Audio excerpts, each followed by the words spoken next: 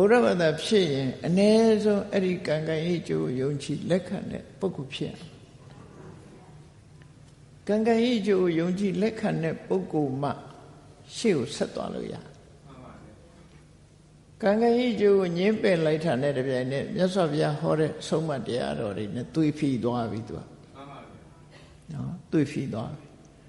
ကဲစဉ်းစားကြည့်အောင်ကံကံဤကျိုးကိုလက်ခံသူနဲ့လက်မခံသူဒီနှစ်ယောက်ပဲကြည့်လက်ခံသူကဘယ်လိုစဉ်းစားလက်မခံသူကဘယ်လိုစဉ်းစားမလဲ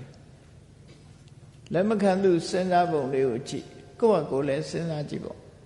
ကံကံဤကျိုးလက်မခံဘူးဆိုရင်ဘယ်လိုလုပ်လဲအေးကောင်းတာလုပ်လဲကောင်းကျိုးမရပါဘူးမကောင်းတာလုပ်လဲမကောင်းတဲ့ကျိုးမရပါဘူးဒါတွေကအပိုပဲကိုလှုပ်ချင်တာလုပ်မယ်ဆိုတဲ့လူတယောက်ဟာကိုလှုပ်ချင်တာလို့ဆိုကြတဲ့